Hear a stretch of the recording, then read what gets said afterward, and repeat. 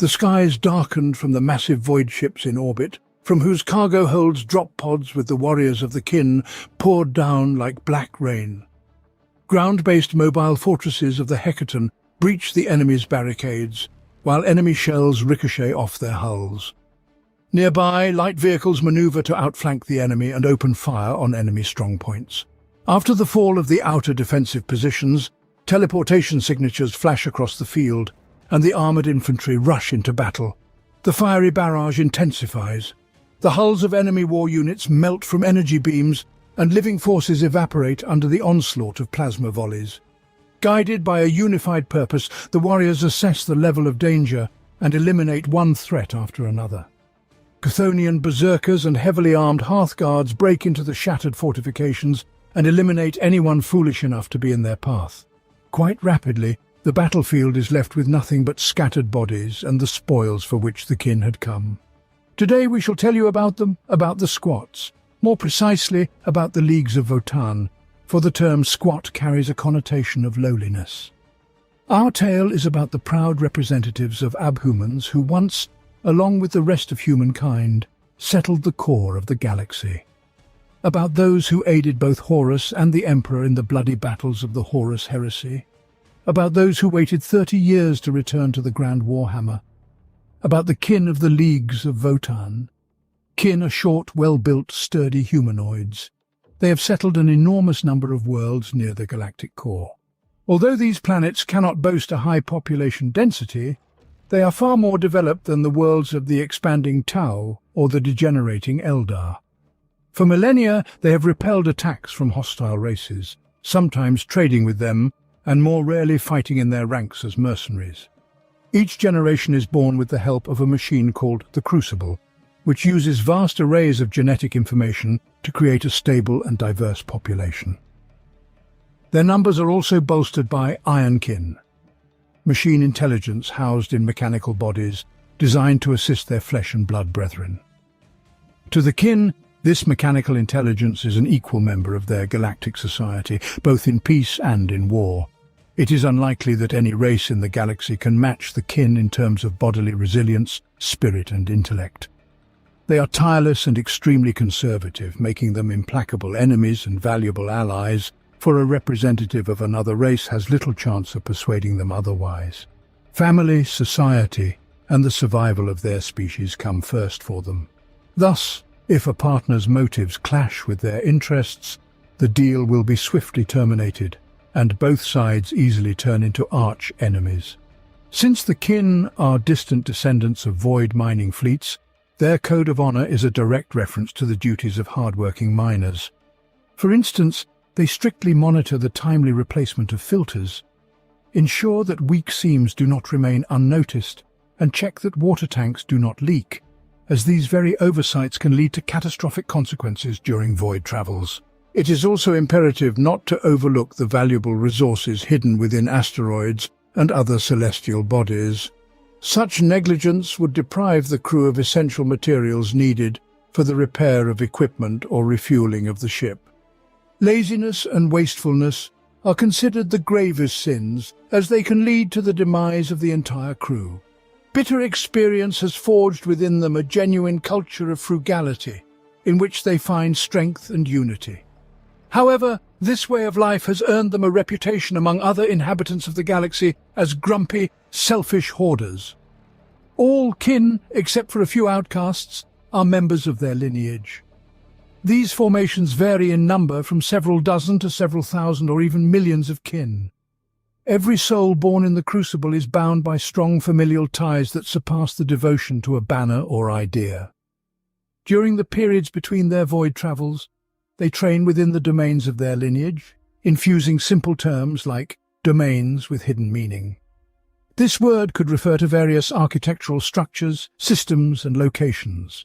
Some domains are amalgamations of fortifications, industrial complexes, mines, or even cities, the largest of which covers vast swathes of a planet's surface and extends deep beneath its crust. Domains can be well-equipped space stations or networks of defense domes in asteroid belts. They could also be wandering flotillas of collectors, or installations on the edge of a black hole, or even more strange and incomprehensible technological solutions. However, the so-called leagues are even more powerful, as they consist of numerous lineages. Each league has its own colours, emblems, and developed trade and military industries. Some have existed for millennia. Among the most renowned leagues are the Great Thurian League, the Ymir Conglomerate, and the Regulators of Urani Surta. Essentially, each league is a powerful military bloc. However, some have fallen into decline over time. Many others, however, are young and still prosper, such as the Cronus Hegemony or the Seren-Tok Mercantile Leagues. At the heart of each league lies a venerable thinking machine from the far-off era of Dark Age technologies. This machine is called the Votann, or Ancestor Core. The kin believe that the Votanns were sent into the void to aid and share wisdom with the first settlers of the mythic era. Individual data nodes through which this wisdom flows are located within the domains of the lineage and serve essentially as temples.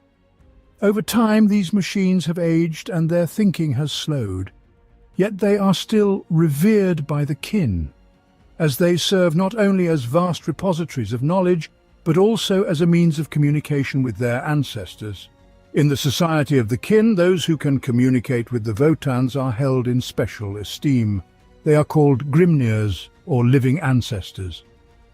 It is quite possible that the ancestor cores contain records of the entire history of the kin from the earliest days. However, if such information has survived, it is most likely buried without hope of recovery.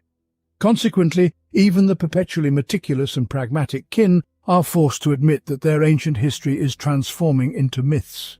The Votanns itself are mentioned in the legends as a primordial progenitor, a golden or stone mind. In certain kindred myths, it is represented not as a single entity, but as many, and is sometimes depicted as a group of radiant golden figures or a circle of stone-carved faces. In other myths, the Votanns forged the first crucibles, then elevated the kin and set off to wander in the void before the oceans of fire and flesh rose to consume them. Some myths speak of the Votanns as the eldest and wisest of the first ancestors, who themselves are vague, shadowy beings manifesting in various forms. The kin recognize that their myths are too contradictory, allegorical, and suspect to be referenced as having any specific factual foundation. But this does not concern them greatly. Immersed in tradition and harsh realism, they feel less need to cloak themselves in the armor of faith than do the representatives of the Imperium. They are not frightened by the unexplained. Instead, they accept reality as they see it. If there are questions about their ancient past to which they have no understanding, they set them aside, unless those questions become relevant in the present. Of course, many Grimnirs continue to interact with the ancestor cores in hopes of asking the right questions and uncovering parts of their ancient history.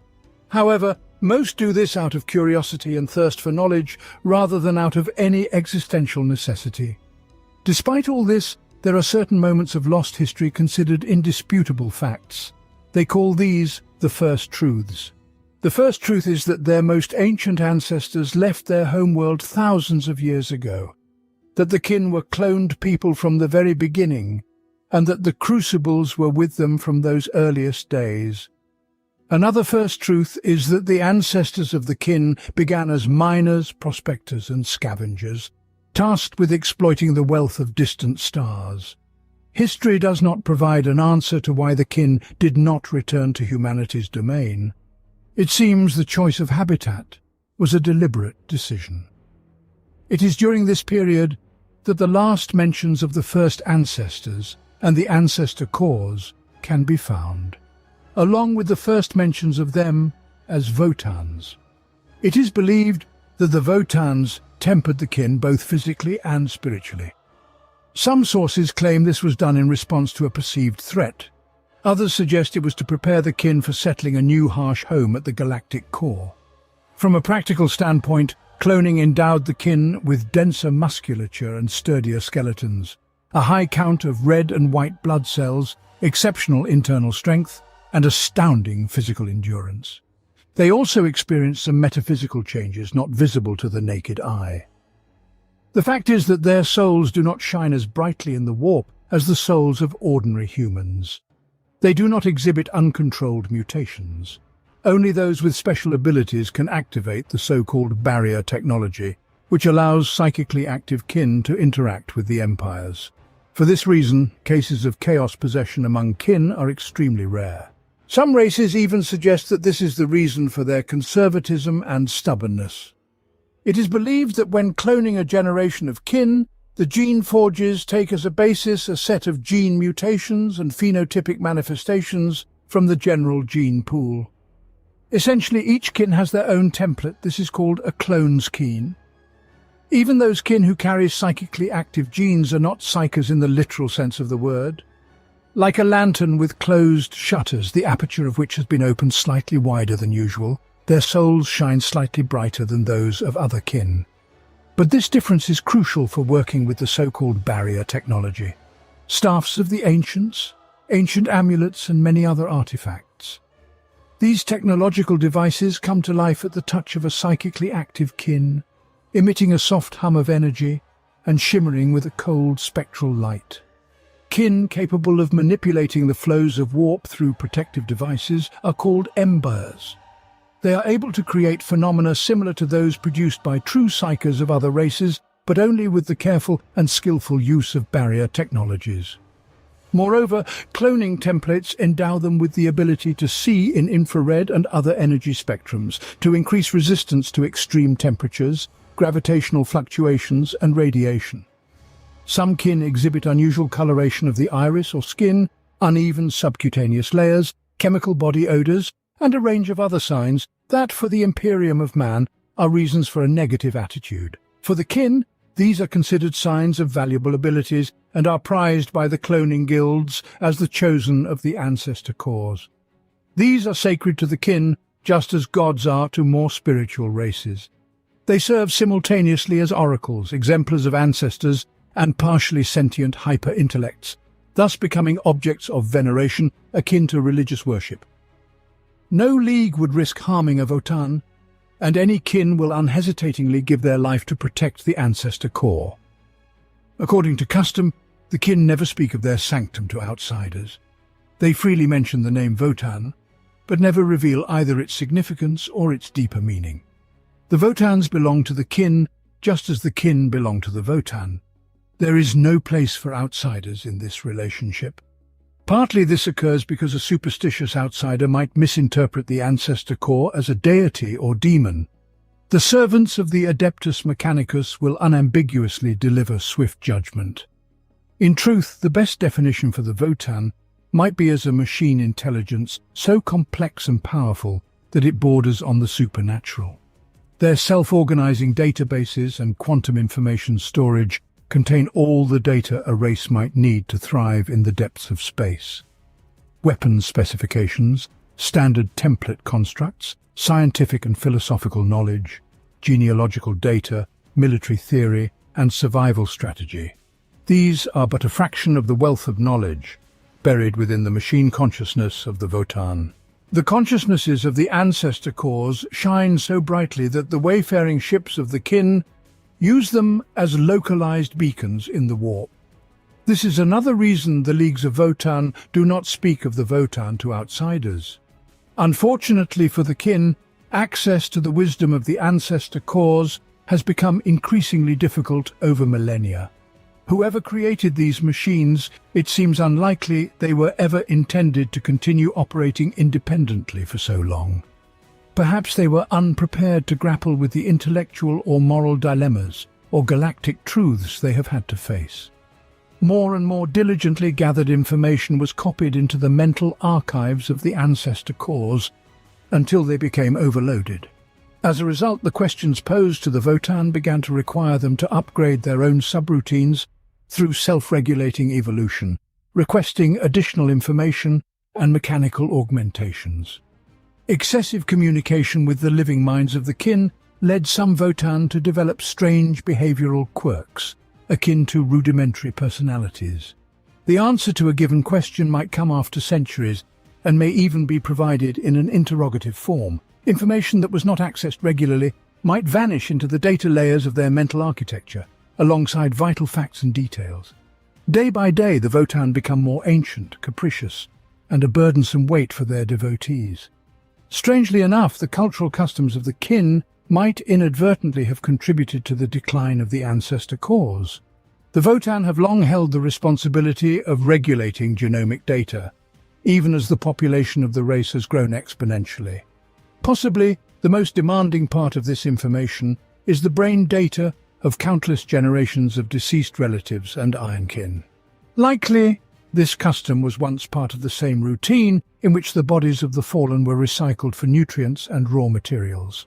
However, in later millennia, this has acquired an element of religious ritual, resulting in mountains of accumulated brain data that filled even the hyper-advanced cores of the Votann.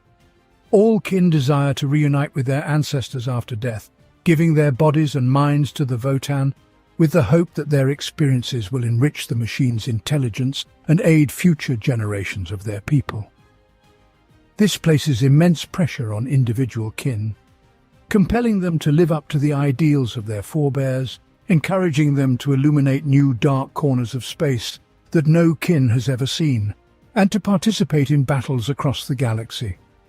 This is the primary motivator for the units known as Oath Bands, who go forth to fight as mercenaries in the wars of other starborn races, as it allows them to learn much from their temporary employers, not least the movement of potentially hostile opponents and the location of rich resource caches. They then return to their people more grizzled and wise. The tradition of returning to the ancestors also provides the kin with the greatest means of punishing violators in their society. Murder, extreme waste, and flagrant failure have only one possible punishment. To ensure they can no longer burden their family, the guilty party is exiled, from which very few ever return. At the same time, their name is reported to the Votann, so that the ancestors know who has failed them and can forbid the violator from joining another kindred or league. For the kin, the true horror of this sentence lies not in death nor solitude, but rather in the fact that they will never be allowed to join their ancestors. Thus, their entire life and all their experiences become meaningless. The kin say of this fate that it would be better never to breathe than to suffer from it. The thought of exile is one of the very few things that instills them with true fear, and its threat prevents crimes better than any corporal punishment or fear of the fiery pit. In many ways, the spiritual mentors of the kin are the psychically active clone schemes known as Grimnirs. It is the Grimnirs who have made the greatest advancements in the matter of communication with the Votann, for they are charged with the duty of seeking wisdom from the ancestors and interpreting the response. They do this within secret technological structures known as temples. Each holding has its own temple, a space of timeless devices and tranquil contemplation, at the heart of which lies a complex knot of mechanisms that serves both as altar and interface. It is said that these places were once simply nodes through which the wisdom of the Votann was transmitted at the speed of thought from one void ship to another. They still fulfill this practical task. However, culturally the temples have acquired more spiritual significance for the kindred, and thus they are now seen as places where the kin honor their ancestors and where the heavy and somber presence of the Votann is felt most keenly. Through secret technological processes that are incomprehensible even to the kin, there have been recorded instances where temples miraculously developed their own intelligence and transformed into Votann themselves. It is believed that the clan in whose holdings such a miracle occurred received a special blessing from the ancestors. For millennia after the emergence of the first holdings, near the center of the galaxy, the kin preferred to remain within the region. But uninvited guests periodically arrived there in the form of fleets of the Martian tech priesthood, or the Eldar. Some of these sought the riches of the region, while others attempted to investigate asteroids ejected from the supermassive black hole. Now, the empty hulks of their ships drift forlornly in the powerful vortices of galactic energy swirling around the heart of the universe. However, the kin had a different fate. They possessed the physiology and technology to adapt to the harsh life in the region. Their Chthonian mining guilds were the most resilient, and it was these damnably brave prospectors who delved and extracted better than the rest.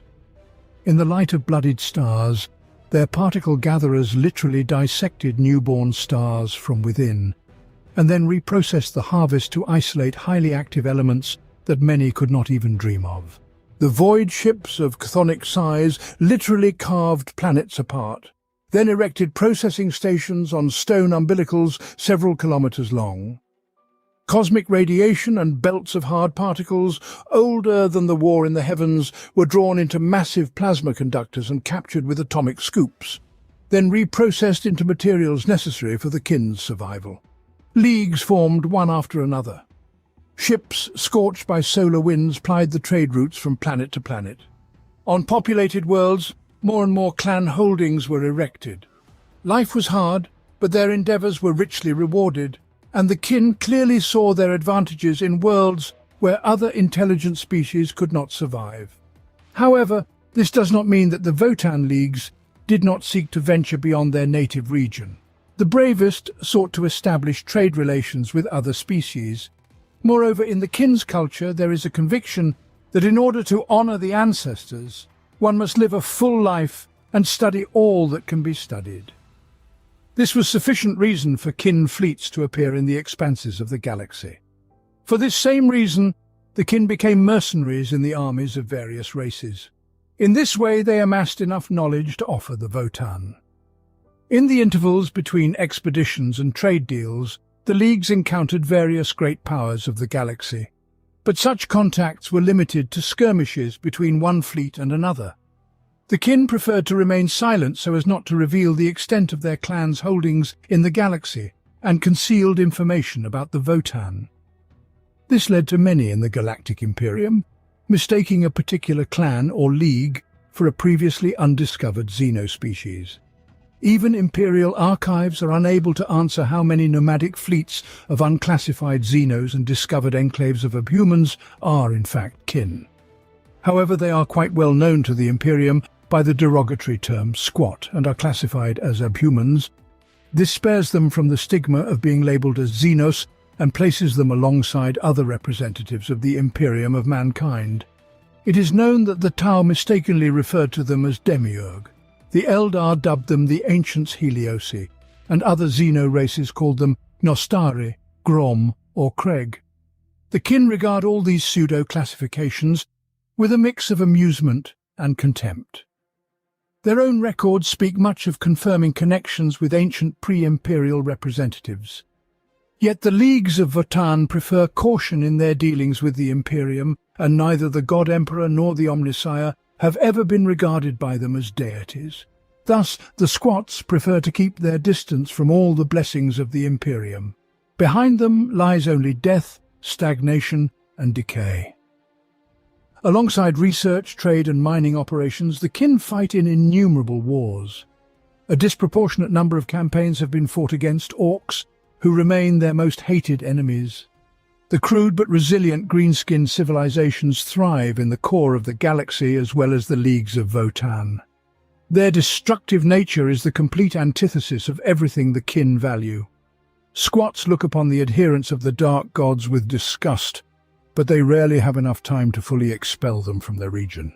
Recent events involving the emergence of a vast number of Chaos Space Wanderers force the kin to reassess the threat of the forces of the dark gods. They also have no particular fondness for the Necrons, against whom they have fought when excavations disturbed the sanctity of tombs, or when ancient dynasties returned to reclaim conquered kin territories. The Tyranids are known in all the leagues of Votann simply as the Curse, and they are regarded with a wary respect that is usually given to particularly cunning and dangerous foes. This does not prevent them from actively pursuing splinter fleets of Tyranids and striking at isolated hive ships to gather the rich bioresource spoils. The kin easily reprocess even such dangerous resources as the Tyrannid fleet. The Imperium becomes a foe of the leagues as often as it becomes an ally. Inquisitors and intolerant Astartes have branded the squats as Xenos and demanded their immediate extermination. Meanwhile, the Martian tech priesthood is seen by the kin as superstitious techno-shamans whose greedy ignorance makes them dangerous. Accordingly, they should be eliminated if contact cannot be avoided. Occasionally the kin trade with the Tau, But conflicts also occur with them, as the Leagues dislike the tendencies of the Ethereals and the provocative behavior of the Tau Empire on the fringes of the galactic space lanes. Their society is so conservative that common idioms throughout the galaxy acquire a sacred meaning in their culture. For example, the battle cry, "The Ancestors Watch," means that all bygone generations judge the actions of the living. Therefore, kinfolk must make every effort not to shame their ancestors. Equally true, it serves as a reminder that the ancestors continue to live within each new generation, and they are never alone as long as their forebears are nearby.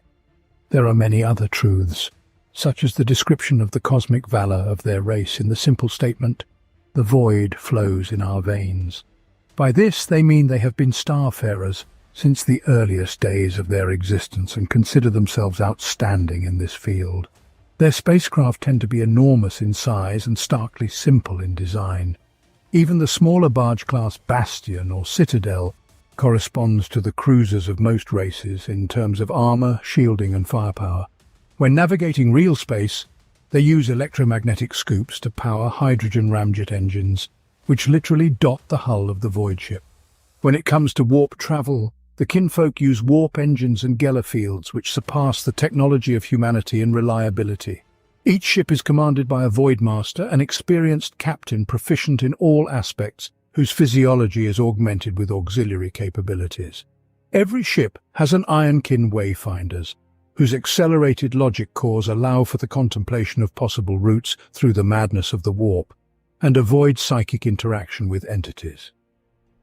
Kinships move in short, planned warp jumps, and can even successfully board drifting warp void ships to gather resources. These short journeys take more time than one major transition by the ships of the Imperium. But the kinfolk meticulously control every jump, and always arrive at their destination. They do not rely on the light of the Astronomicon, and never risk needlessly. Their infantry commanders take responsibility for risks.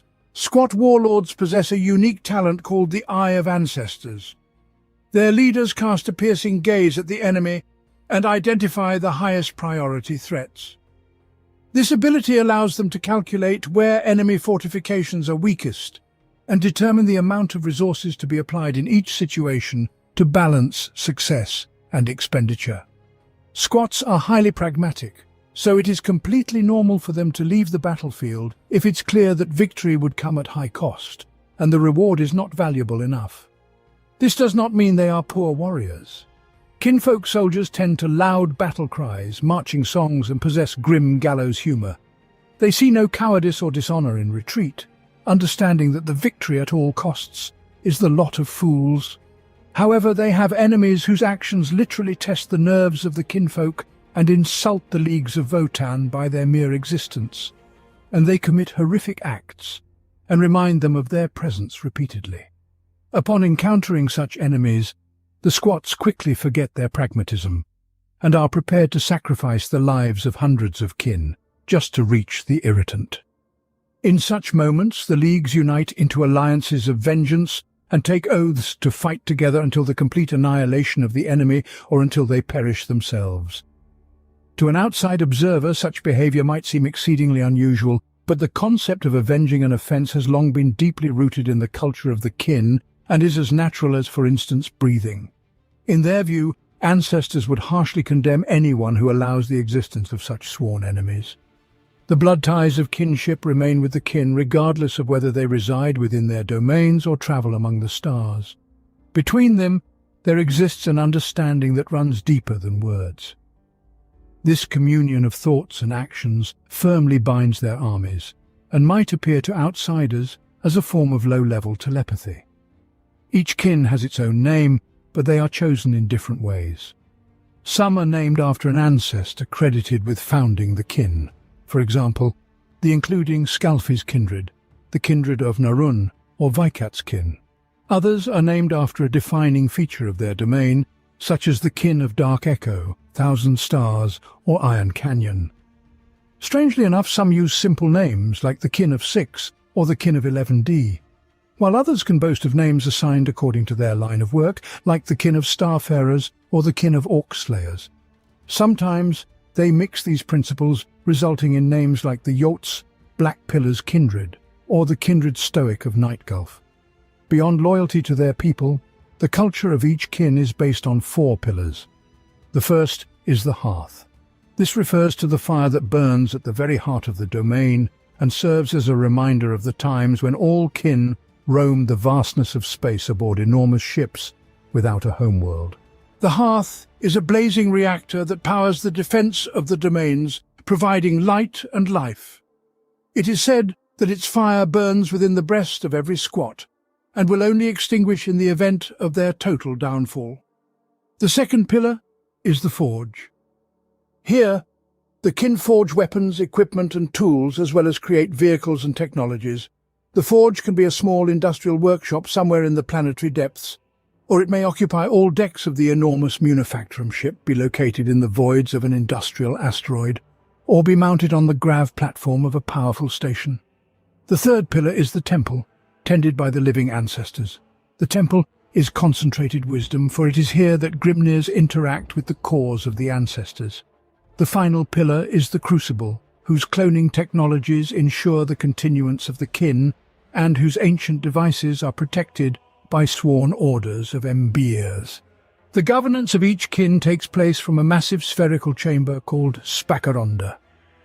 Here gathers the Light of the Hearth, the ruling council of guildmasters, senior officers of the kin host, and wise Grimnirs.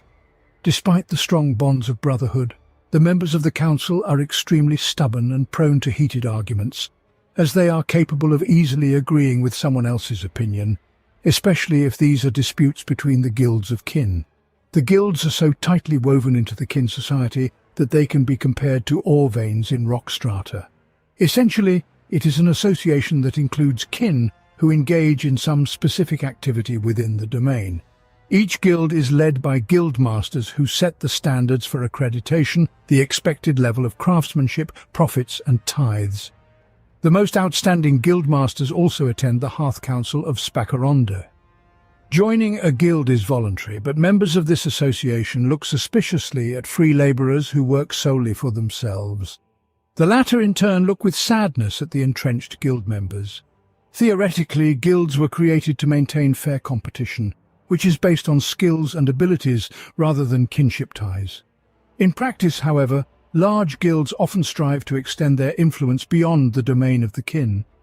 Where several large kin have united into a guild, a competing formation often arises. Their enmity can spill over into neighbouring systems, as competitors often finance expeditions of oath-swearing orders to rich regions of space. In this case, representatives of other races can find themselves in the crossfire, but this concerns few in the squat guilds. Despite their capricious nature, the guilds are priceless. They facilitate trade and transit between kin, provide organizational management and support in all leagues. From mineral extraction on stars and gravitational hydrofracture deposits to military supply chains, spaceship repairs, provisioning and preparation of food production, the construction of homes and fortresses as well as other aspects function better thanks to guild competition and high standards of quality that result from this. The human weakness for bribery does not threaten the kin, and thus this principle works well for them. Truly strong and great formations are the leagues. The first leagues were initially military alliances designed to ensure the protection of the core of the ancestors, and naturally arose from long-range mining fleets that populated the core of the galaxy.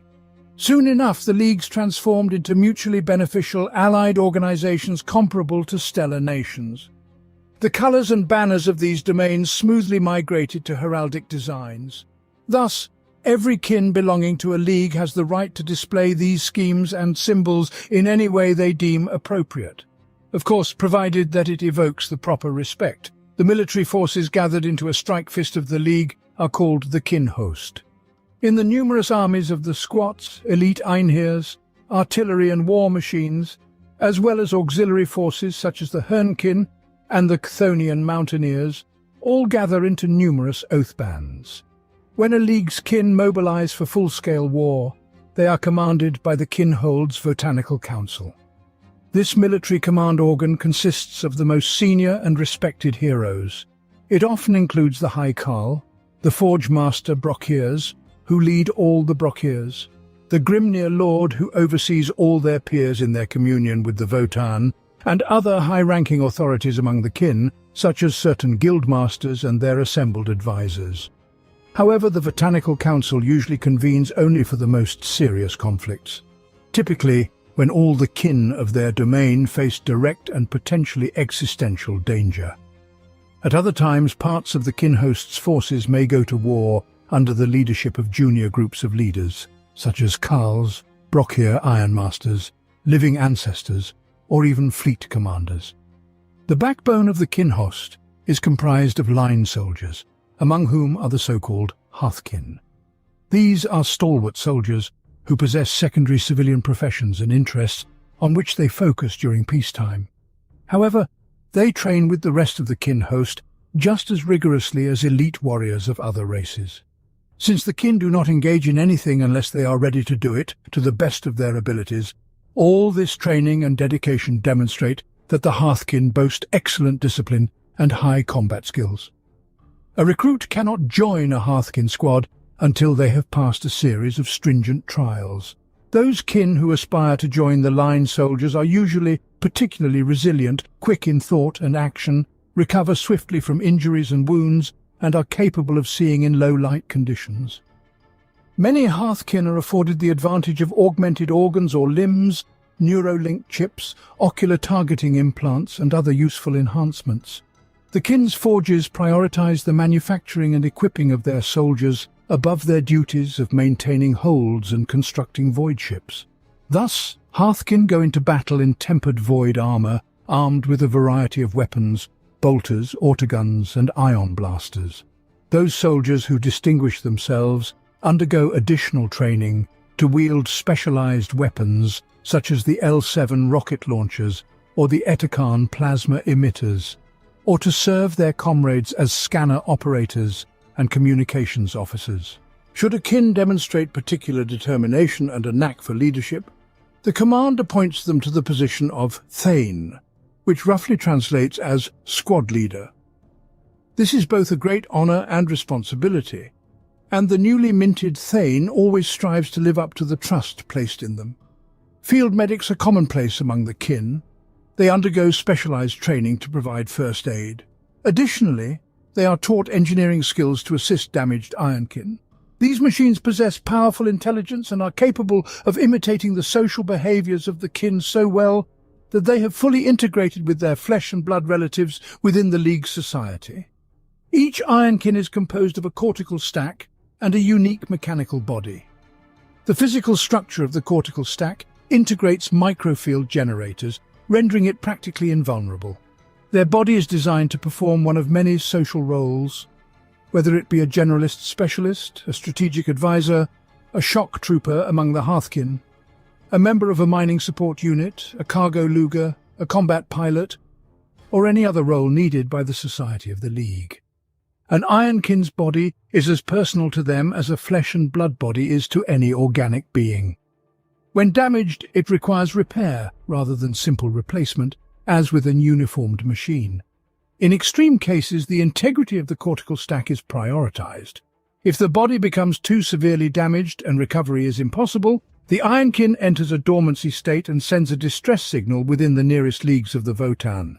The ironkin aim to assist their organic kin in all aspects of their lives, as was common in ancient human societies many millennia ago.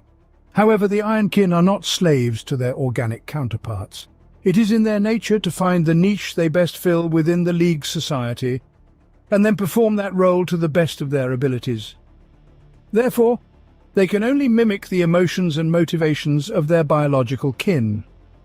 It is exceedingly rare for an ironkin to possess any true ambitions regarding themselves, or to aspire to become leaders among their people. Though they may express pride, camaraderie, bravery, empathy, or anger, these are merely simulations of such emotions designed to optimize their social integration with their organic relatives. In battle, ironkin fight alongside their organic kin as hearthkin, and often accompany brokers, offering their technical support and entering the fray themselves when their organic companions find themselves in dire situations. However, Even Brockia engineers can often fend for themselves. Brockia Thunderkin are a combat engineer infantry unit used to provide heavy fire support and anti-tank protection for units of the kin host. When a Brockia engineer interfaces with a powerful exo frame, they become a Thunderkin. Adapted from similar void suits used for servicing void ships, these armored exoskeletons replace repair tools with massive, heavy weaponry. Although they are not as durable as the exo armor of the Einherjar, they can still withstand powerful enemy fire. Despite their drawbacks, the Thunderkin remain exceptionally strong, as their exosuits allow them to effortlessly wield the heaviest portable weapons that the leagues of Votann can assemble. Among these are the Votann bolt cannons, whose salvos of explosive bolts can annihilate hordes of enemies, graviton blast weapons, and converters that can easily pierce enemy heavy infantry with high-energy beams. The Brockia use these weapons to destroy enemy armored vehicles. Kin skilled in warfare may be accepted into the ranks of the Einherjar or rise to the rank of Carl, with one path not precluding the other. A Carl typically stands apart as a military leader or general, while the Einherjar serve as elite shock troops or boarding parties. The most skilled and dangerous Carl of their kin may be elevated to the rank of High Carl, granting them a seat on the council. These veteran warriors have fought in countless wars and witnessed much of what the galaxy has to offer with their own eyes.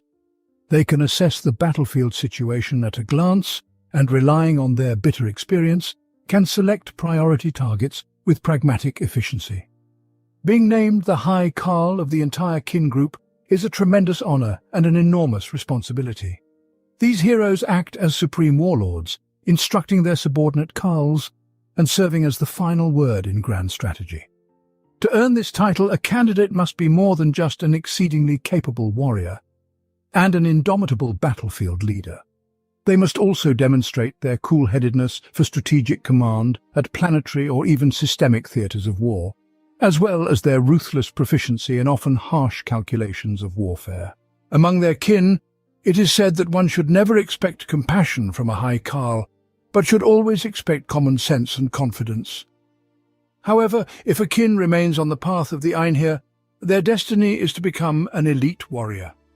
The hallmark of the Einherjar is their exo armor, massive battle suits with servos composed of power plates. Exo armor is capable of deflecting anti-tank fire, significantly increasing the power of its wearer in battle. It is equipped with an impressive array of weapon systems, including Eta-Karn plasma guns, Volkite disintegrators, seismic weapons, plasma blades, and even powerful mass accelerators that turn Einherjar champions into living battering rams. If the Einherjar are the best in combat, the Hernkin are the finest explorers of distant stars.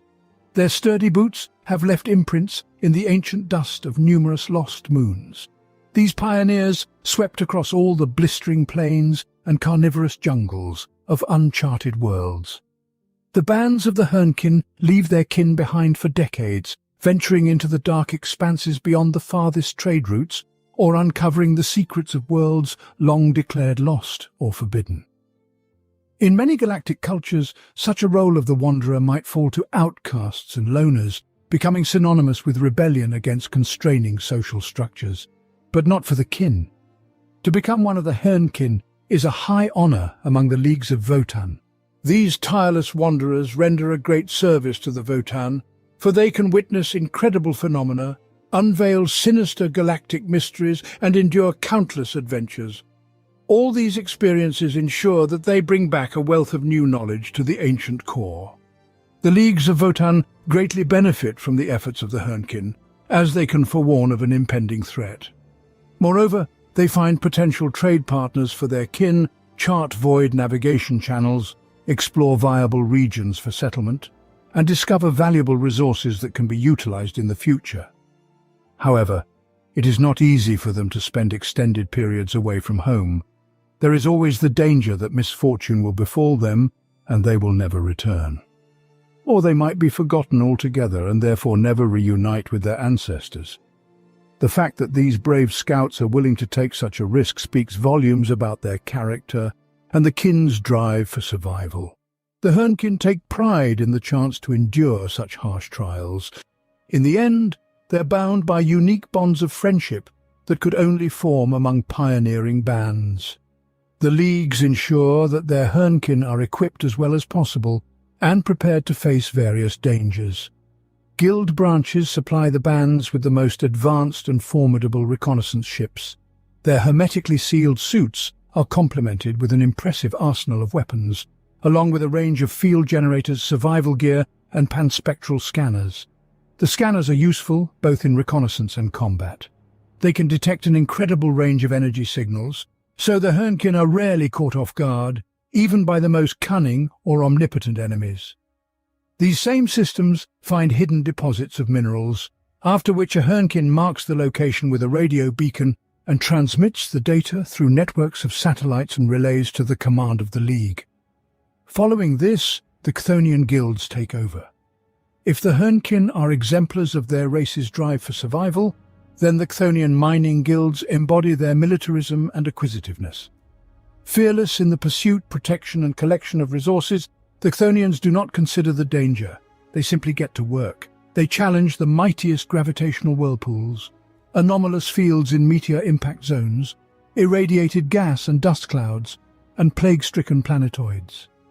They are not daunted by exhausting and sweltering magmatic caves, icy oceanic depths, hypersonic shard storms, or even drifting space wanderers. Many guild surveyors view natural resources not as anything other than veins of precious ore locked within rock, awaiting claims to be staked. It matters not whether it's a drifting ship in the warp with a hold full of minerals, someone's drilling installation, or even a whole planetoid with ready mining infrastructure. In such cases, trade is the first recourse, for war is wasteful. If this fails, the Chthonian guilds consider violent acquisition as the next logical step. Not all miners join the Chthonian guild. Scattered throughout the League's territory are hundreds of unaffiliated asteroid mines and resource collection installations. Nonetheless, most prospectors prefer to gain accreditation for quite pragmatic reasons.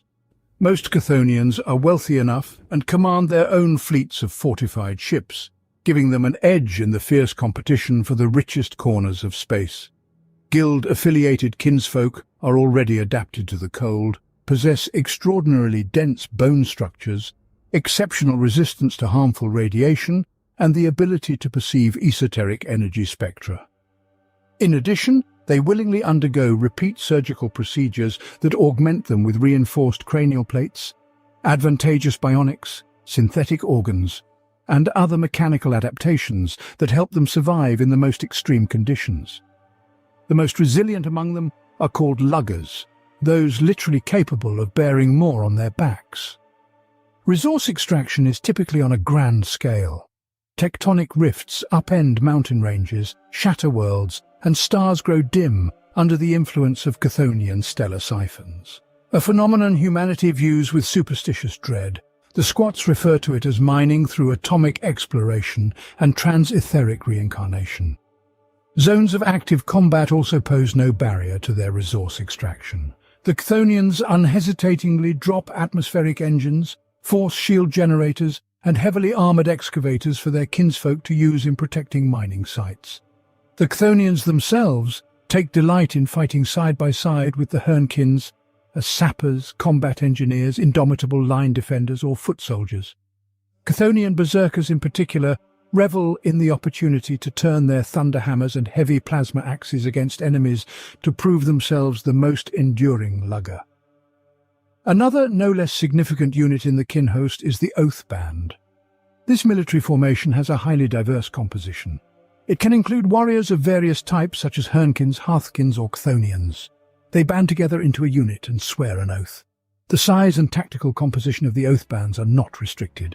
Their formations can range from a handful of warriors under the command of a single leader to an army composed of millions of kin, supported by all mechanisms of interstellar warfare. Often, in the face of dire necessity, an Oath Band force is simply assembled from whatever armed forces the kin have available at that moment. The only constant in an Oath Band force is the presence of a supreme commander, and it is not always Karl. The use of such a fluid and seemingly ad hoc military organizational structure would be unimaginable for most other species traversing the galaxy. However, thanks to their close subconscious links as clones, and their sense of collective purpose, the kin are capable of functioning with almost no confusion or difficulty when in the field. Over time, each league has established more or less clear territories within the galactic core, along with prevailing specializations and worldviews.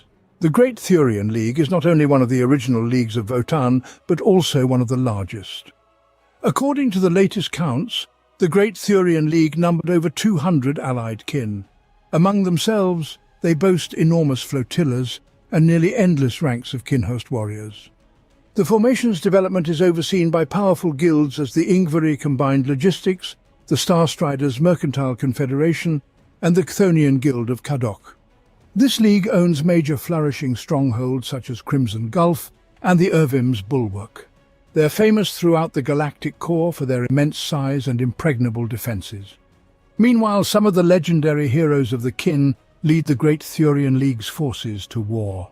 Karl Kovim Raid, heroine of the Black Harrow expedition, Grimnir Vok, known as the Fire of Votann, and Uthar the Destined, wielder of the ancestral blade. These and many other names have brought glory to the entire kin society for their deeds and how they embody pragmatism, survival instinct and mercenary conquests. The Great Thurian League has long ventured into the far reaches of space for trade with other races, exploration and exploitation of new regions, and to fight as mercenaries in the ranks of the Imperium.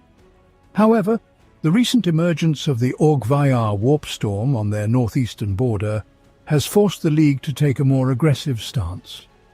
Even as kin ships ferry kinhost to the east, the Great Thurian League also dispatches its forces westward beyond the near-core disk. They have redeployed forces to the neighboring sectors of Marsalis and Sepulchre to stake claims on new worlds and identify safe systems to which the League could retreat if their defenses fail or the struggle becomes too costly. Imperial governors in both sectors have reacted to this latest incursion with a predictable mix of panic and fanaticism, unleashing armies upon the invading kin. Even despite the fragmented distress signals from their astropaths being broadcasted across the entire Imperium. Thus, the Great Thurian League now fights on two fronts, but their kin remain determined to survive and thrive. The clans of the Trans-Hyperion Alliance consist of explorers and adventurers. They seek hidden secrets, new warp routes and trading partners with maniacal determination, and their forges constantly labor to create fast and powerful spacecraft. Many clans of the Trans-Hyperion Alliance dwell in isolated areas, and their wandering flotillas are constantly on the move. Guild-light barges ply between various holdings, allowing the squats to quickly exchange news about discoveries and impending threats. This league has no less than 3 Votanns, and they are always mobile, hidden deep within fortified void ships and accompanied by fleets. The ancient technologies of their temples ensure that each kin knows the coordinates of their Votanns, but for outsiders this information would be useless, as the data is stored in encrypted form. The driving force behind the League's existence is devotion to the Votanns. Among them, a cult of worship of these oracles prevails, and their temples are always filled with valuable offerings. Kin from other leagues find such practices strange and wasteful, but the clans of the Hyperion Alliance themselves say that a deal with the ancestors comes at a high price, but is never too costly. They apply the same approach to exploration, adventure and battle, always striving to disperse to distant stars to enrich themselves as much as possible in honor of their ancestors. In rare situations, the entire League unites as a single force, usually when a Votann is in danger. Then all clans abandon heavy campaigns, cease mining operations, betray allies, and break oaths, for they rush to the aid of their ancestors. The League, known as the Cronus Hegemony, is said to have no problem they cannot solve. This is a relatively young league, founded millennia ago when the Temple of the Corin's kindred clan gained sentience. The newborn Votann exhibited an aggressive quest for knowledge and a high appetite within the environment. Hence the kin were forced to rapidly fortify its physical shell and arm themselves, although previously the Corin's clan was a rather weak member of the wavering Chaplains League. With the Votann's blessing, the kin split off and created the Cronus Hegemony, taking several other clans with them. Their hallmark is the aggression often mistaken for inherent squat belligerence, and as the hegemony's power grew, this trait became even more pronounced. A clan wishing to join them must pay tribute and swear oaths of loyalty, but the demands on newcomers do not end there, as each clan must conquer a certain number of enemy worlds within an allotted time and send resources to the Korin clan for the protection of the Votann. The necessity to adhere to such conquest quotas leads to skirmishes with other leagues at the borders of their dominions, and they utilize any pretext to initiate a full-scale war against some xenospecies. It has been suggested that the numerous alliances of the squats from the Cronus hegemony exist due to the need to engage in fierce conflicts rather than out of a genuine desire for revenge. However, the kin from this league are known for their stubbornness and wrath. On the other hand, any drawbacks are quickly forgotten when these kin come to the aid of besieged brethren and their swarm of armoured ships thunders into battle. The war of the Orcs and the conquest crusades of the Imperium were halted by a massive attack from the kin of this league.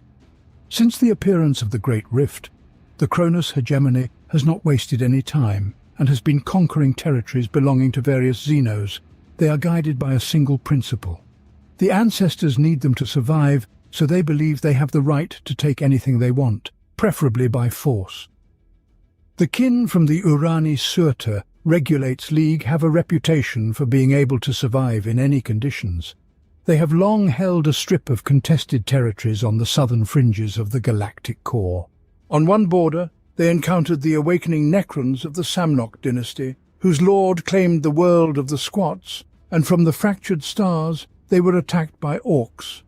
The North Star cluster became a real thorn in their side, as these worlds were infested by Tyranids, who exhibited strange nest behavior patterns. Other kinships might have retreated in the face of such relentless threats, but the Urani Surta refused to do so. They also show no inclination to explain their apparent stubbornness to other leagues, aside from asserting that the ancestors would abandon them forever if they relinquished their worlds or allowed them to fall. Some Grimnirs believe that the Urani Surta are guarding some secret place of immense importance or are privy to knowledge, the burden of which they bear alone. Others suspect that they are bound by an ancient oath given by their distant ancestors. But the most cynical assertion is that the regulators are simply too stubborn to acknowledge the futility of their efforts and too proud to abandon their lands.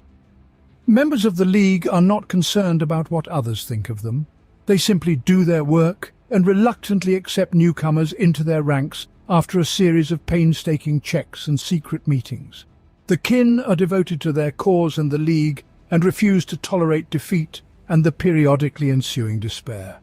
All squats value craftsmen, but none do so as much as the Emir conglomerate. This league accepts into its ranks only those kinships whose brokers have demonstrated exceptional skill in crafting equipment, void ships, field technologies, and other systems that their forge specializes in. The more powerful the brokers, the higher the status they achieve for their kinship in the conclave. Another possible criterion for entry is that the dominions of the clan provide sufficiently impressive abundance of raw materials for the forges of the world. The Brokirs are not only engineers and craftsmen, but also art connoisseurs of the leagues of Votann. They draw upon the incredible wealth of the galactic core, and combine it with the wisdom gained from the Votann, which is why their inventions are renowned for their durability and reliability. Thus they make a significant contribution to the survival of their kind. As for the squat forges, it is safe to say that each is unique. They have been built and perfected over centuries in accordance with the specialization and personal preferences of the kin. Each represents an ever-watchful center of activity, whose workshops are filled with skillful mechanisms and illuminated by a burning plasma heart. Despite their small numbers, the League can boast the best technology in the region. Each clan uses force field generators and teleportation nodes to protect their dominions, which by Spartan customs verge on decline.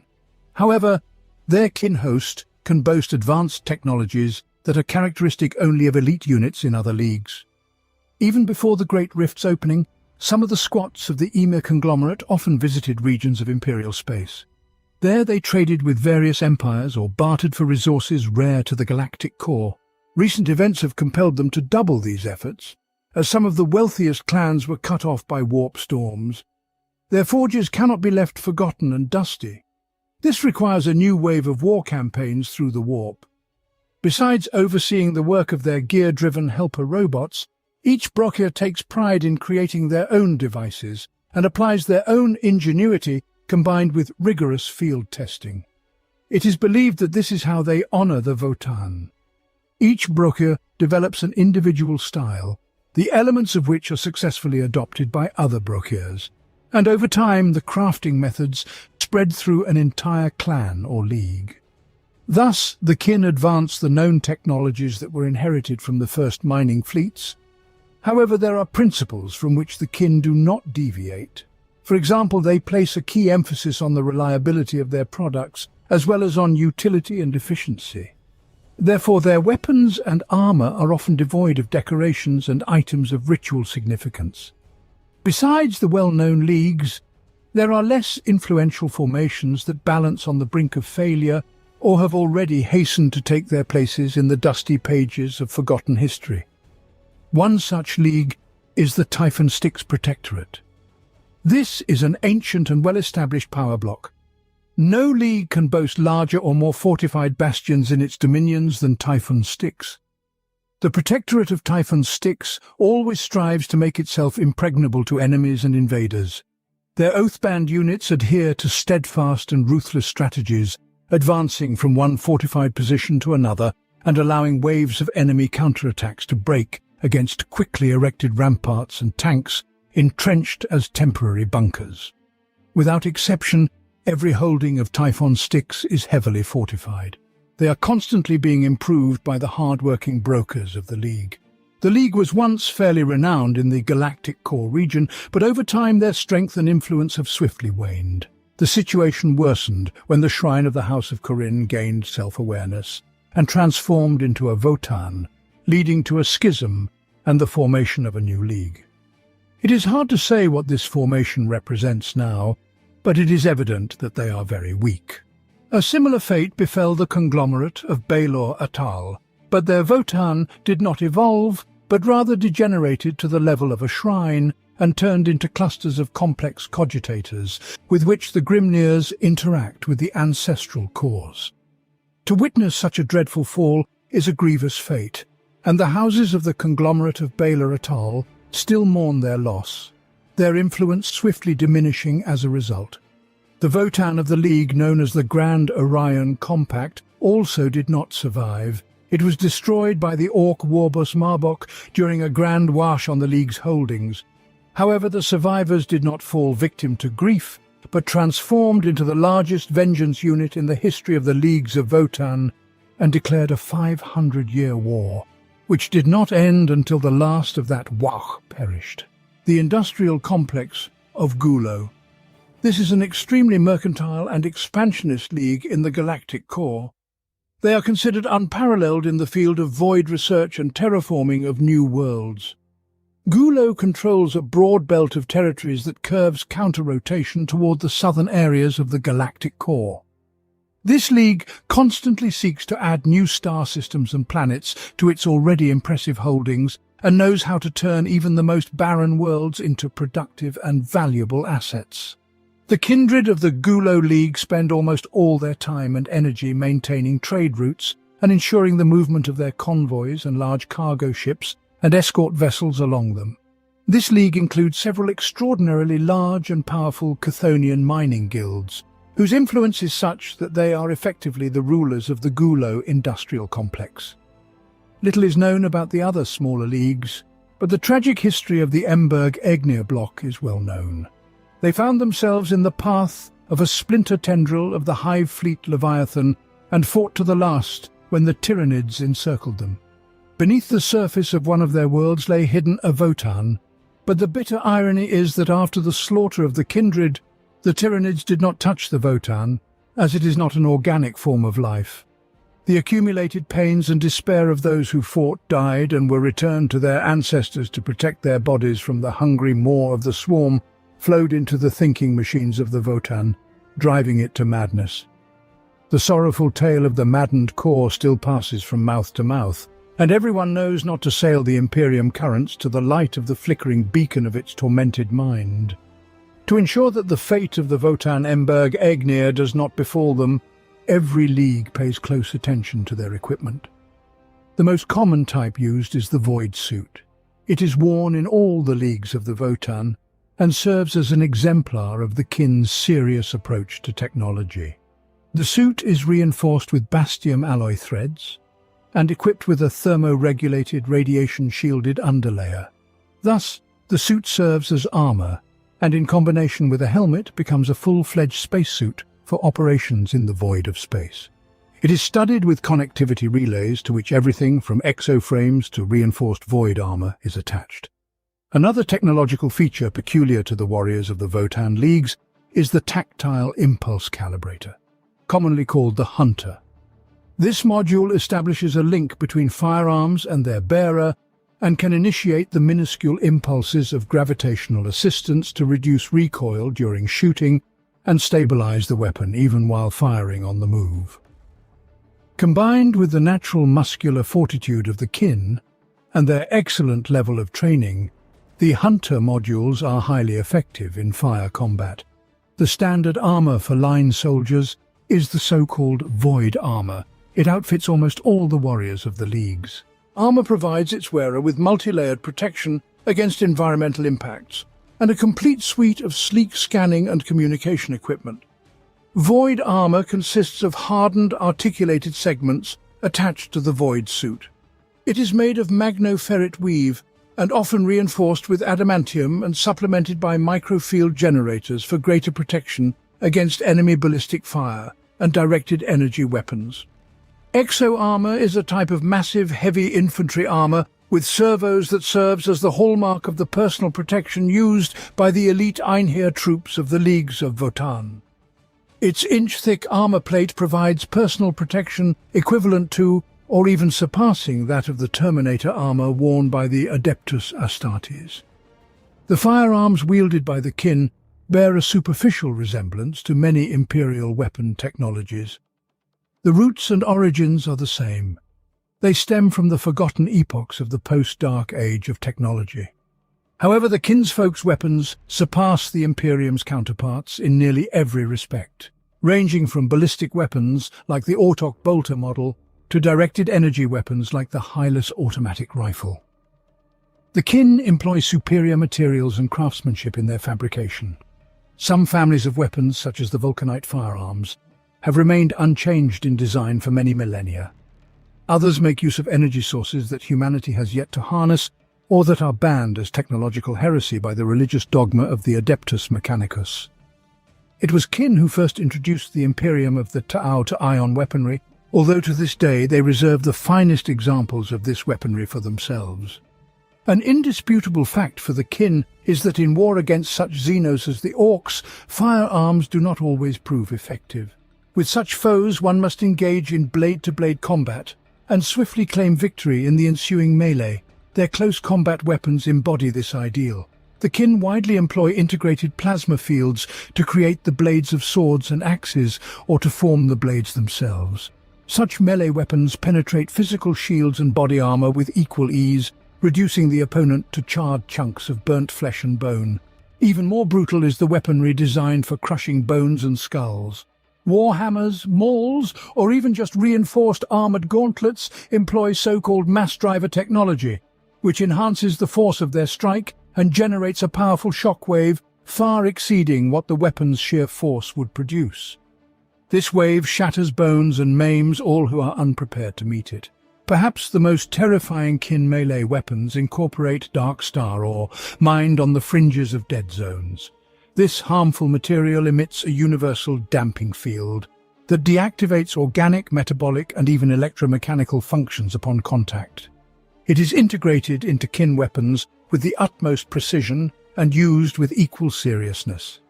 The slightest cut from a dark star blade can snuff out the victim's life as if someone flicked off their existence switch. The kin excel in force field technologies. The crowning glory and most common example of the Brockes engineering genius is the interwoven field projector. Variations of this device have been developed for everything from personal protection for miners and frontline soldiers to mass-produced models used to shield void ships. The multispectral energy shield is either sustained within a personal energy hood or projected outwards to form a protective dome, better safeguarding entire squads of kin warriors or Chthonian miner gangs. Among the kinsfolk, field projectors are typically embedded in armoured crests worn on personal armour or mounted on combat machines. From there, their shimmering amber energy flows outward into translucent energy domes capable of intercepting even munitions of an esoteric or apocalyptic scale.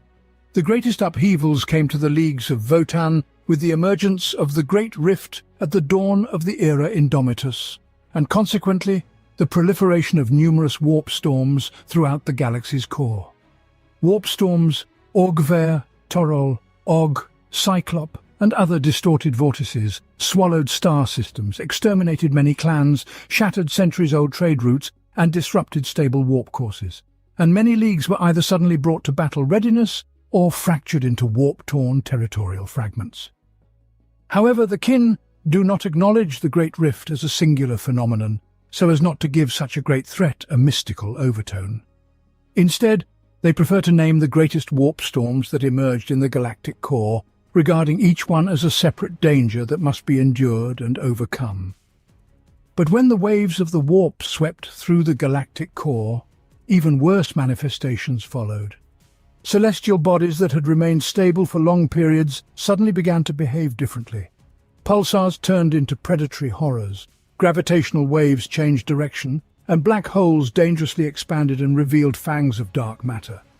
Hostile alien races, such as the treacherous Septeryx, the Krobdir Ferophagites, and the ominous cult of On, were forced onto the path of war as their own star systems were annihilated. The worst of the warp storms, Augvar and Gerok, spewed hordes of chaos-worshipping invaders and demonic horrors, while Orc fleet plots approached from the fringes. The threat became even more apparent after the battle at Augvar began, which now engulfs the northeastern bounds of the Great Thurian League's domains.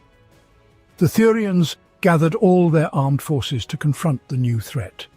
It was in the face of such threats that the Thurians and many other leagues of Votann, for the first time in their history, decided to seek new territories beyond the core. At the same time, the Great Rift cast humans, Eldar, and uninvited Ta'au into the galactic core. Conflicts flared everywhere as uninvited guests sought to fight their way through or claimed territories, while the kin resisted with no less vigour. The name Augver translates from High Gothic as ogre or cannibal. At the moment of this storm's inception, the domains of some clans were consumed. Their pan-spectral grids gave little warning, and thus the battered fleets of the refugee kin managed to escape further away. Their passengers spoke of planets engulfed in wild madness or overrun by howling demons. Trailing them closely were the insatiable thralls of chaos. Navigating the void on bizarre warships and monstrous space wanderers, they attacked the systems of the Great Thurian League bordering the Storm Zone. As more Chaos worshippers departed Augvar each day, it became clear to the League that their domains were under a new, terrible threat. Those houses whose territories lay directly in the path of the invaders faced a difficult choice: hold their ground or retreat in the face of the growing strength of the enemy. Exchanging messages through reinforced relays, the House of the Speaking Hearth from Deep Rock, the houses of Votann and Kald, as well as House Crimson too, decided to stand and fight. The Grimnirs communicated in their temples with the great Thurian Votann, asking him to inform all members of the League about their dire situation. Meanwhile, swift merchant ships and scout vessels plunged into the warp, bearing the same messages. Those who remained to guard the territory swore to fight until a response from the Votann was received. In the meantime, the insatiable hordes of chaos carved a path of devastation toward the fortress worlds that lay in their way. By a fortunate coincidence, Karl Uthar the Destined had recently returned to the gates of the Obsid Gate. the hold of his own kindred of Votann. Uther convinced the houses that they could not afford to simply gather behind their fortifications and await the enemy's attack, for if they did, the invaders would gain all the strategic initiative, and defeating them would become exceedingly difficult. The word of the foretold carried great weight among his kin, who were quickly convinced by his arguments. Thus their king host split into several oath-bound bands. Some would stay behind to guard the opposite gate, while the rest would embark on expeditions under the command of Uther and several other heroes to launch counterattacks against the approaching Chaos invaders. Their role would be to delay the enemy wherever possible, as well as to evacuate all resources, kin and ironkin. All strategically important assets would be destroyed to prevent the enemy from utilizing them. Karl Uther, the destined Oathband, relocated to the distant world of Torg, which had been ravaged for years by deep-sea tectonic operations. Torg presented a hostile mass of jagged rock, exposed magma veins, convulsion-ridden supervolcanoes, and the fortresses of kin shrouded in poisonous fumes. Several massive renegade warships had already settled into orbit around the vulnerable world and deployed heretic Astartes combat squads on the surface. The mutated Chaos Space Marines of the Purge and the ferocious World Eaters had seized Torg's void docks and cut off the minor guild bands from their fortress combines. Quickly assessing the grave strategic situation through the eye of ancestors, Uther formed his battle plan and without delay set his forces in motion. In the void, Uther's barges engaged the Chaos vessels. Their powerful conversion beam batteries and salvos of instructional torpedoes mauled the Grand Cruiser Abomination and forced other Chaos warships to cease orbital bombardment to respond. Voidmaster Hemik coordinated his small but formidable fleet with unmatched skill, repelling each attack of the idolaters. The pioneer squads of Hernkin Nok, supported by light combat ships and the sturdy Sagittor quad bikes, traversed the high passes of the Fumarok range to attack the World Eaters from the rear. They executed swift strikes and withdrew, utilizing their panoramic spectral scanners to keep their enemies in sight amidst the poisonous fog. Driven to action, many berserkers of Khorne, frenzied with rage, ceased their assault on the fifth fortress of the Gatherers and pursued Nok's detachment through the treacherous passes. Dividing into several small squads, the forces of Karl Uther the Destined initiated a massive drop assault on the fields of the Rift. Uther himself led the army against the World Eaters of Lord Hakatar. Karlsvek Thurkan and her sworn squad confronted the warband of the Purge.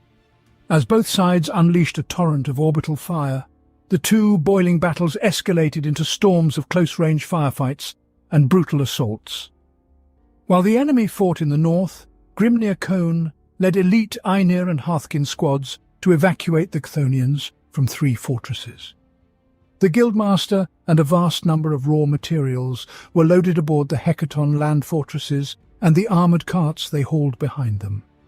Sensing their prey slipping away, Urthak the Skull Reaper led a massive teleportation assault of World Eater Terminators, cutting off Grimnir and his bodyguards' escape route. Though many Chthonian berserkers turned back to join the fight, the living ancestor could not be saved. The surviving Chthonians and Hearthkins banded together into a vengeance squad to punish Urthak the Skull Reaper. Karl Uther the Destined met Lord Hakatar of the World Eaters on a stone bridge spanning a chasm of smouldering fires. The two leaders clashed, retreating and attacking in turn, while their warriors battled around them and columns of volcanic fire erupted below. Wounded but unyielding, Uther felled his enemy with a brutal strike, severing his right leg and hurling him, still howling in fury, into the flames below.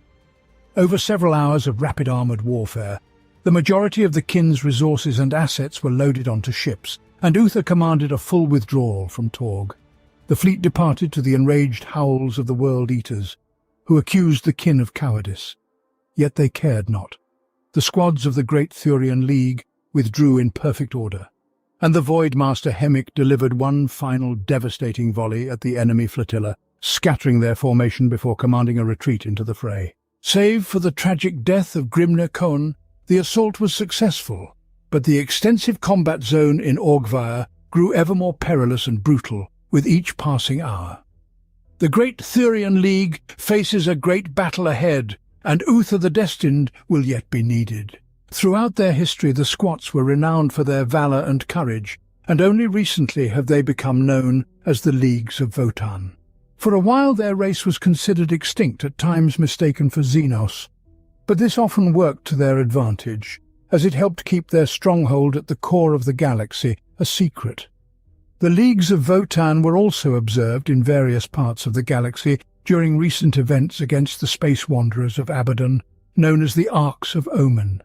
Now, with the galaxy torn apart by a giant scar of corruption, no one feels safe, and the Leagues of Votann too fight on the front lines for the fate of their entire race. What will happen next to these abhumans, only time will tell. The Terran archivists came into possession of a fragment detailing a confrontation between the Squats and the Orcs. Identifying the specific battle proved impossible. Yet the narrative eloquently speaks of the bravery of kin in the face of danger.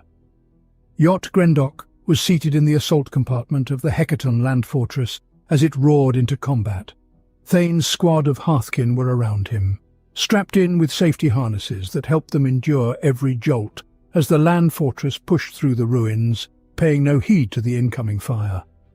The purple combat lighting of the bay cast tints on the heroic colours of the Great Thurian League that adorned the void armours of each clan.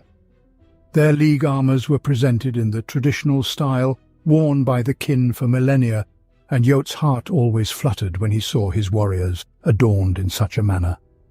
"The Ancestors watch," he growled, and pride resonated in his tone at the thought. The Ancestors would find much to be pleased with in this hardy group. In his opinion, they were the best fighters in the squad. "So it is, Thane," came the response from Cami Tariq. She remained focused on the L7 missile launcher lying on her lap as she carried out final system checks. "We will earn their respect," added Votik the Lucky with a decisive click, as he inserted a magazine into his auto-pattern bolter. "Especially if this time you manage to stay out of the muck while we're under fire, Lucky," jabbed the Ironkin that modulated his voice so it could be heard through the bass rumble of a nearby explosion. "No mistakes," said Yot. The steel in his voice made it clear that the time for jokes was over. "Lock your helmets and lower your visors. Ensure your weapons are in full working order. We are fighting the Orcs and will show them no mercy." A few moments of commotion followed as his warriors carried out his command. Armor seals whined as they clamped shut, autoloaders clattered, and laser batteries hummed as weapons were charged. One by one, his warriors reported combat readiness. Each voice was now preceded by a sharp click, and accompanied by soft interference when they spoke on their communication channel. "Deployment is imminent," came the voice of the driver from the grill of the Vox on the ceiling. Yot heard how the power output of the vehicle's engine shifted and caught the muffled whine of the discharging heavy converter emitter of the Hecaton. "We came here to negotiate with humans, to strike a deal for the settlement rights," Yot reminded his Hearthkin. "Everything was supposed to be peaceful, but the Orcs got here first and killed them all. So no deals, only death to the green parasites and a new system for the clan of Anuha." As one, his unit struck their armoured gauntlets against their chests, a sign of affirmation used by the old Void Wanderers.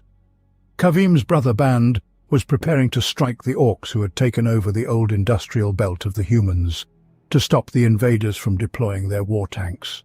"But first we need to take down the Orc anti-aircraft gun on that ridge. Otherwise their landing modules will be flung into deep space." Another thunderous pounding of armoured fists on chests. They knew the stakes were high, knew what their ancestors expected of them. More words would be time wasted. Instead, Yot activated the field emblem on his armour, clenched his protective gauntlet, and waited for the combat lighting to change. The Hecaton sharply increased speed, the bay lighting shifting from purple to bright blue. Moving as one, the Hardkins pressed the release levers on their safety harnesses and tumbled outside. As the fortress's hatches swung open, the noise of battle immediately engulfed Yot. Even as his armoured boots hit the dirt, Thane heard the harsh clatter of Orc firearms, the war cries getting under his skin, and the roar of their speeder engines. Yot quickly assessed the situation. Infantry was disembarking from their hecatons, while massive machines rained fire upon the scrap metal fortifications atop the ridge. Thunderkin stomped out of the rear hatches of the transports, exoskeletons whining and clanking with every step. Some distance to Yot's right, Kel-Turk disembarked surrounded by his clumsy bodyguards. The kin used their heavily armed transports as cover as they set up their firing lines, then moved into the fight with their weapons blazing.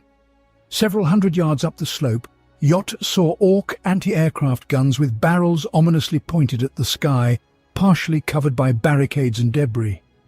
Between the kinsmen and their targets was an advancing throng of Orcs, infantry charging in a wild assault while crude vehicles maneuvered among them. Many of the greenskins hung from unstable combat platforms or leaned out of windows, firing in the direction of the kinsmen. "Fireline, break their attack!" came Kel-Turk's voice. "Advance! The ancestors will guide your weapons." The last command was both a blessing and an order. Kel surveyed the enemy lines, and now glowing symbols indicated priority targets on Yot's visor display. There was no need to command his warriors to act. They already knew what was on each other's minds. Moving with assured confidence, Yot's Hearthkin advanced ahead of their hecaton, maintaining the firing line. The void-armoured shoulders pressed against each other as the kinsmen huddled together, forming an armoured bastion with their bodies and aiming their weapons. Yot knew his place in the formation as well as his own name. The presence of family beside him bolstered his already formidable nerves, as did the sight of the oath-band warriors, closed in a bristling battle line on both flanks. "The ancestors, what?" Yot roared this as a battle cry. The squad echoed him as they opened fire, their shots joining the devastating storm of fire unleashed from the battle lines. Bolter rounds left bloody craters in green flesh. Volleys of fire pierced glowing holes in the attacking Orcs, knocking one savage after another off their feet. The hecatons maintained a relentless barrage. Energy beams and missile salvos turned Orcish machines into expanding clouds of shrapnel, and graviton rounds turned the attacking beasts into unrecognizable ruins of shredded flesh and metal. Somewhere along the way, a kinsman raised his voice in a war song, amplified by the communicator. More voices joined as the advance began, confident steps up the slope towards the Orc onslaught. Explosive rounds fell among the kinsmen, piercing the void armor and hurling warriors to the ground. Medics recoiled backward, using their armored bodies to shield kinsmen struck down by the hail of crude bullets or pierced by grenade fork shrapnel. The enemies drew closer. Those behind trampled their wounded in the rush to join the battle, and Yot gritted his teeth and kept firing as the barbaric aliens advanced on them. "Prepare for melee combat," Yot barked, gripping his defensive gauntlet tightly and bracing for the inevitable clash. The Orc attack crashed down upon its target like an avalanche. The squads tensed, uttered their battle cries, and stood firm. Massive Orc axes crunched through armor, weapon butts crashed into the chests and jaws of greenskins. Point-blank shots felled fighters on both sides. Yot lowered his shoulder, letting the momentum of the first attacker do its work. The Orc doubled over as if hitting a boulder, and a bolt gun round blew the beast's head off before it could straighten. A crushing uppercut was delivered to the second Orc, the concussion gauntlet magnifying Thane's strike force so his opponent was hurled into the sky as if stepping on a mine. Yot winced as he saw his warrior fall with an Orc axe buried in his visor. The blast from Estakan's plasma pistol ensured the axe wielder would kill no more. The battle order shifted, and suddenly the last Orcs rushed back up the slope, leaving behind a heap of the slain. "Ruts!" spat Jot. "Advance!" came Felturg's command. The surviving kinsmen pushed forward, their fire lines now breaking into individual combat groups as the advance gained momentum. Ahead, Yot could see a second line of the greenskins forming, the retreat reversing as more heavily armoured Orcs joined the fray. The Orcs were firing their weapons at the advancing enemies, responding to fire with fire. Thane frowned, realizing that Arkva and his pioneers were late. As if summoned by Thane's thought, a rising, booming roar cut through the din of battle. Yot allowed himself a grin as the Orcs on the right flank turned, confusion giving way to cries of shock. Arkva's pioneers' motorcycles emerged from cover on the rocky fields, crashing into the ranks of the greenskins. The Hernkin rode their sleek bikes with cold-blooded determination, dodging the Orcs' panicked shots while their gunners mowed down the invaders with concentrated fire. A war song rang out with renewed vigour as the kin surged up the slope into the disordered horde. "This is for the lucky one," growled Yot as he and his hearthkins charged forward with their weapons.